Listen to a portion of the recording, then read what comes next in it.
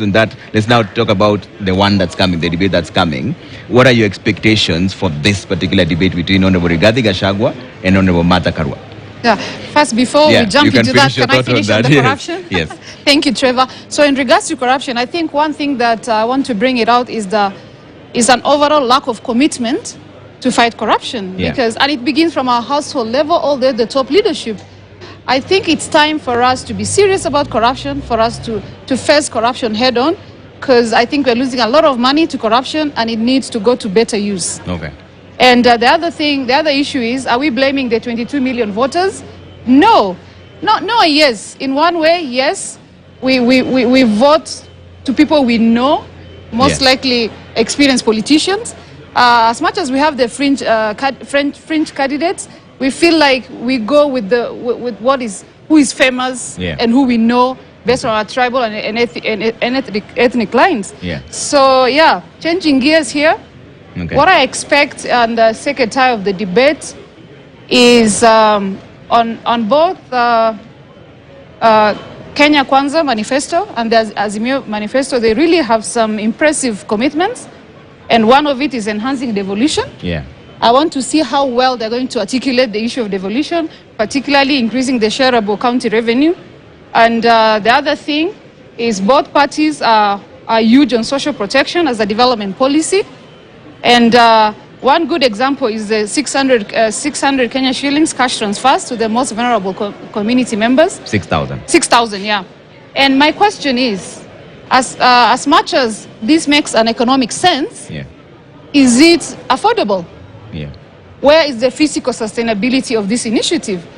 We all know that social protection plays a big role, and it will definitely bring about equity and inclusive economic value to the beneficiaries.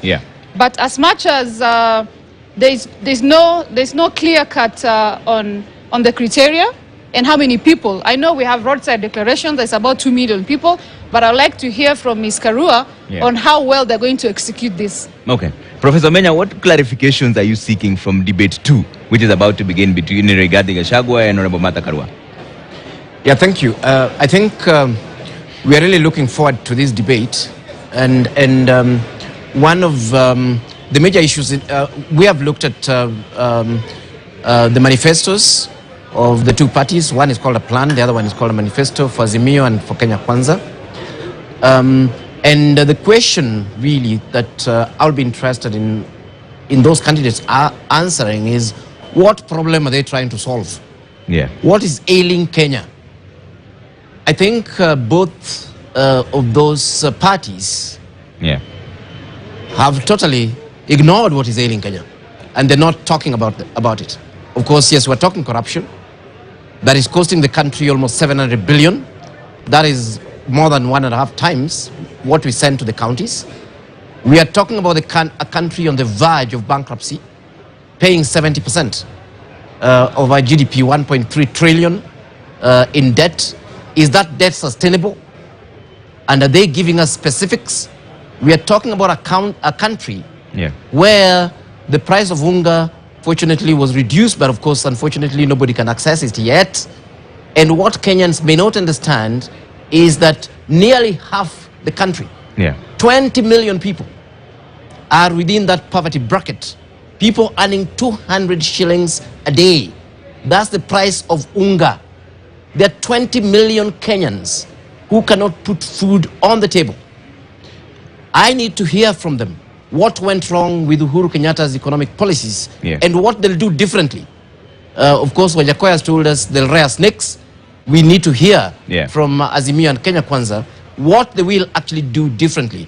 I need specifics. I need people who will be talking about Kenyans. Who are these Kenyans? Where are they? How many are they?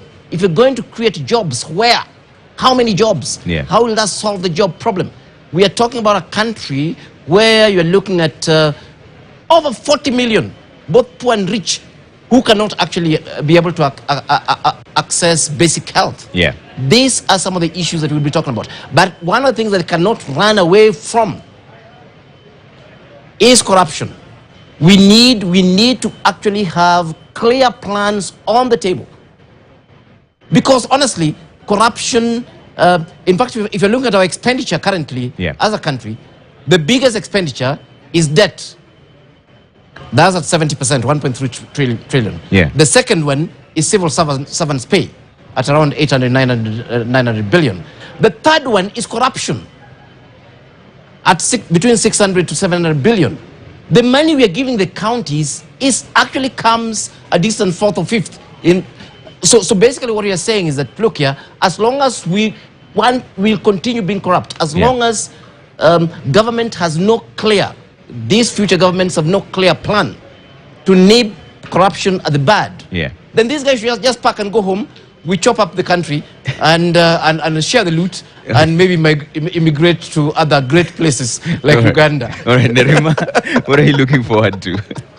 For me, for this one, I'm going to be biased and look at what they are giving or what they're offering young people. As much as it's going to heavily rely on opportunities, I think the questions I will be looking for answers to are specific to the Aga Khan University report of 2016, which people really like to quote. And I read that 50% believe it doesn't matter how one makes money, but we forget that another 50% care how you make money. How are you going to answer that? And when you read on, 47% admire those who make money. They don't care how. But remember, there's another 53% who care how you make money. How are you going to speak to those youth? And then there's 30% who believe that corruption is profitable. 70% do not believe that corruption is profitable. So what are some of the responses they're going to give to that 70%? And then finally, the fact that 73% are afraid to stand up for what is right. Why is that number so high?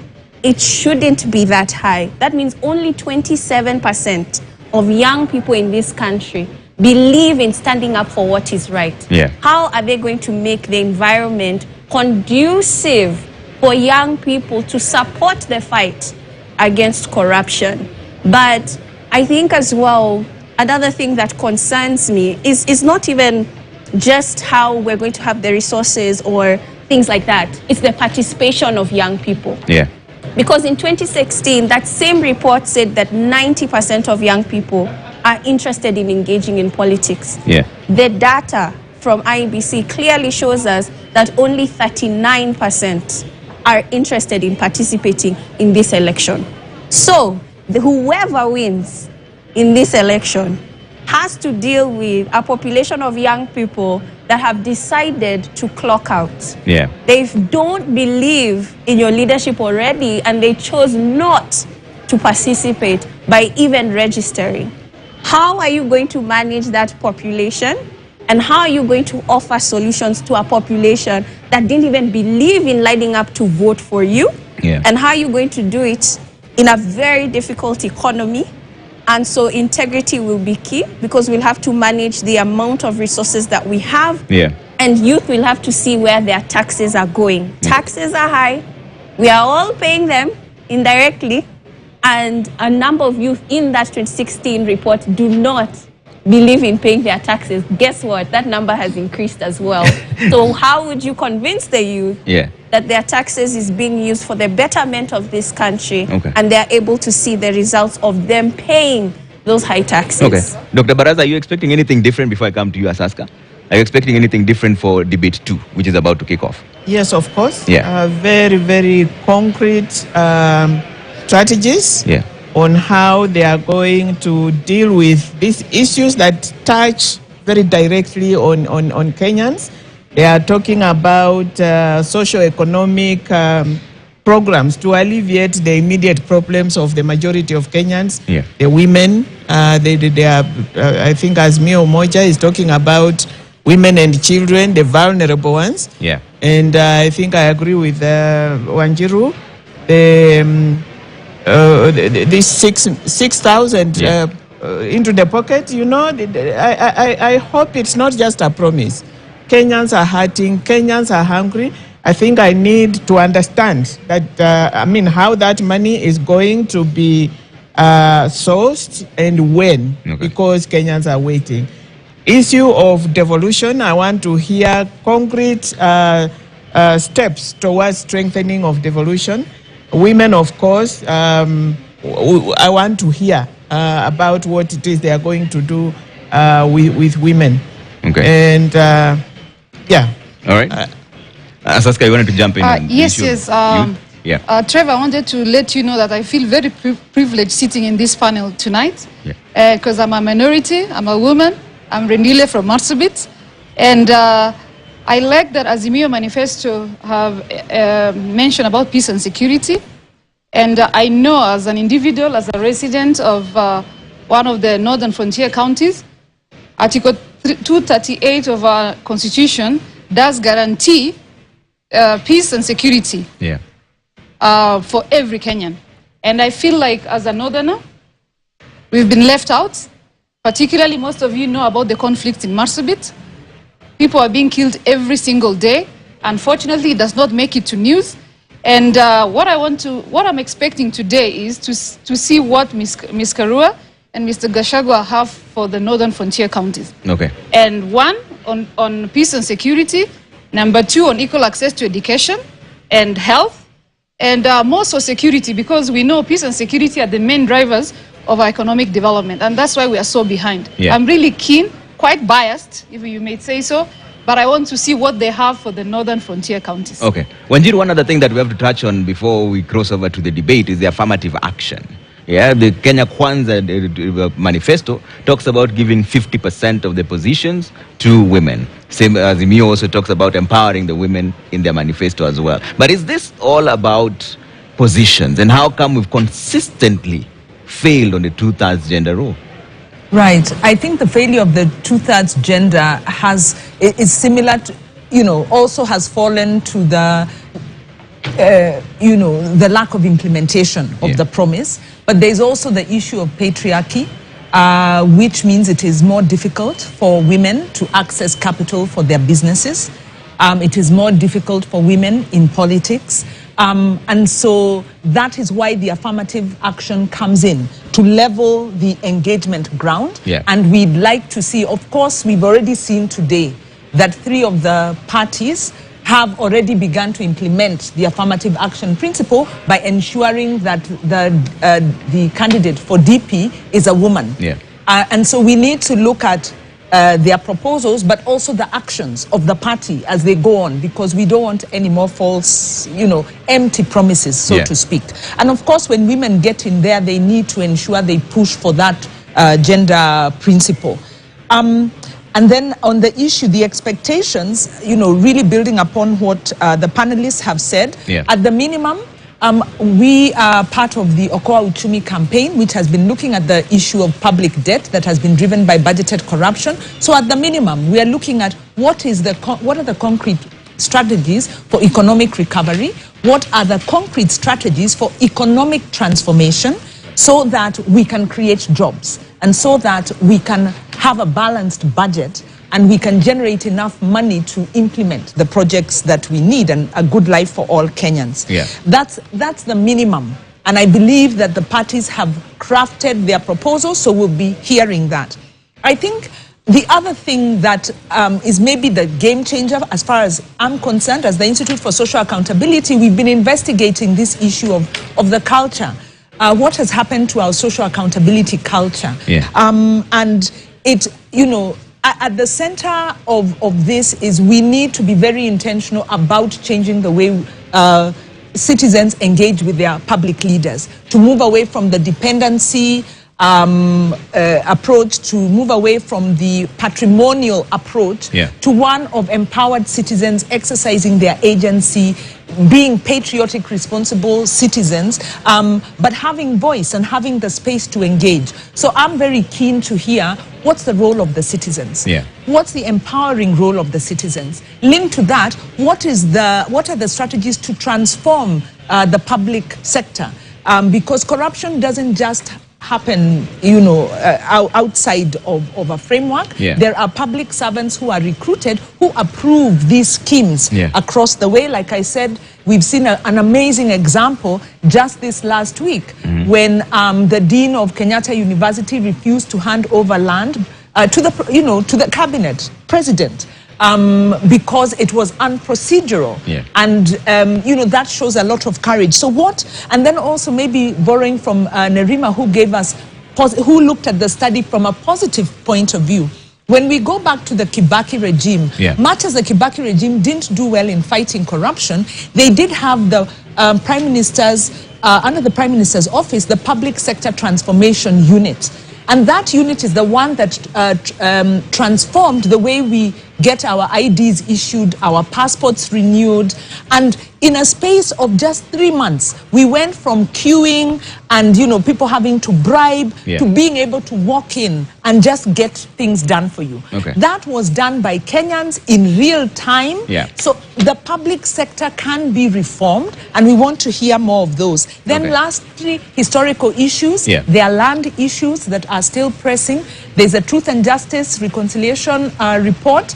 Those issues are still pending, and I believe a lot of the problems we have at present is the failure to address those issues. All right, a lot to be packed within 1.5 hours. But Dr. Baraza, you brought up the issue of women and the role they play. How come we've consistently not been able to implement the 2/3 gender rule?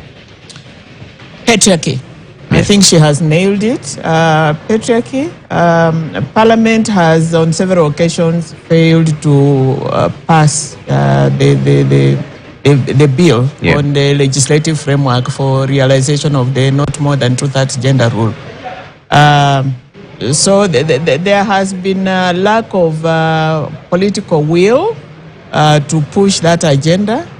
But basically, it's patriarchy. Does the solution lie in appointments? Because the Kenya Kwanza manifesto says they'll give 50% of all appointive positions to women. Is that a solution? I think it would be, but it would be better if it is within a framework. Because it can be done today and the following time it is not there. That's why we need a legislative framework for it. But that would be a good beginning if they give women those numbers. But still, we'll need the legal framework to sustain it. Professor Menya, what are your thoughts? Is it just patriarchy? Is that where the problem lies? Is that why we've been unable to get the 2/3 gender rule? I think again it's a leadership issue still. And I agree 100% with Dr. Baraz on this one, that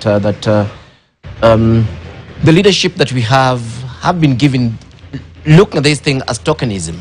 I think it is quite possible to implement this within the existing frameworks we have if parties actually put mechanisms within the party themselves. I mean, one obvious example would be to use party lists.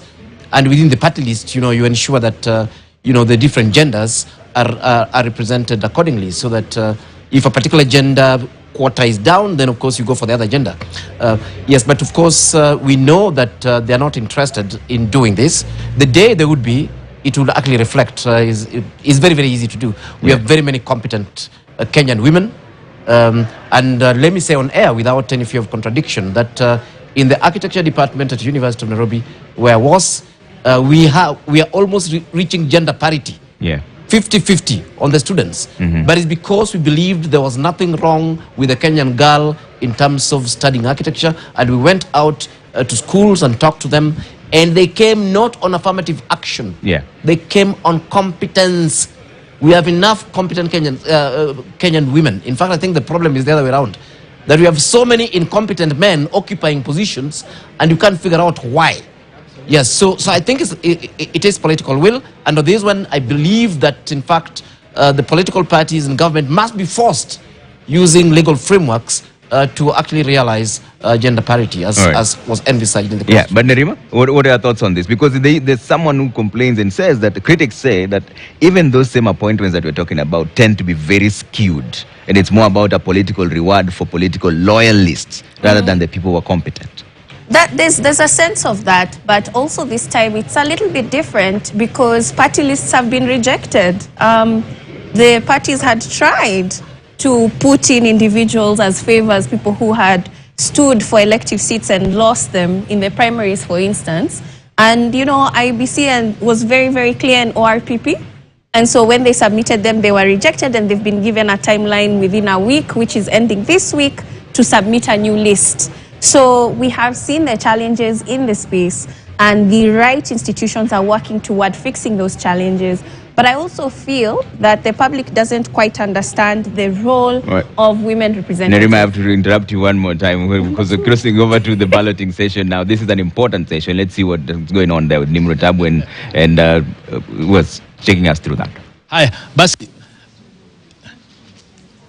Naam, asante sana Trevor. Bila shaka kama tulivyofahamu katika awamu ya kwanza, Mheshimiwa Rigathi Gachagua yuko hapa, Mheshimiwa Bi Martha Karua vile vile, wote wamefika hapa, ugombea mwenza kutoka Kenya Kwanza na vile vile Azimio. Tutafanya kama tulivyofanya desturi ya kwanza, nitawaruhusu mmoja achukue kijikaratasi na mwingine. Asante sana. Halafu tuwaonyeshe watazamaji, yule atakayekuwa kwanza basi atakuwa ni wa kwanza kuingia katika jukwaa na kuweza kujitambulisha na kupata fursa ya kujibu swali la kwanza. Asanteni sana na natakia kila laheri katika mdahalo wa leo. Asante mtazamaji na kurudisha kwake Trevor. Thank you so much. And the point, because the balloting then means whoever picked the first number is the one who will make first opening remarks and will be the first to make closing remarks as well. So that will be Honorable Rigathi Gachagua of the Kenya Kwanza team who will make the first opening remarks and also the closing remarks. Yes, Nerima, we're coming to you before we cross over to the debate, which is about to begin in the next 3 minutes. Yes, I think that one way to debunk a lot of these positions is understanding the roles of them. And for women representative, I feel a lot of people complain about that position because they don't necessarily understand the role of women representative. Because a lot of people come to me and say, how much does she get? What does she even do there? Is it even necessary? I wish we would ask the same questions about our members of parliament across the board and ask them evenly so that we have the right people representing us and understanding how important it is to have people who qualify to represent us. Yeah, but as a young person, Nerima, what inspires the youth to vote? Because there are those who claim now, just like Justina just said, that it's the people who are electing the wrong leaders. What inspires them to vote? They have to be able to recognize an individual who identifies with them and their issues. I see a lot of youth who follow people that they feel are speaking sense to them. All right. I'll take a quick break now. When we come back, it's time for debate number 2 between Honorable Rigathi Gachagua and Honorable Martha Karua. That will be moderated by Sophia Wanuna and James Smart. Stay with Deputy Presidential Debates.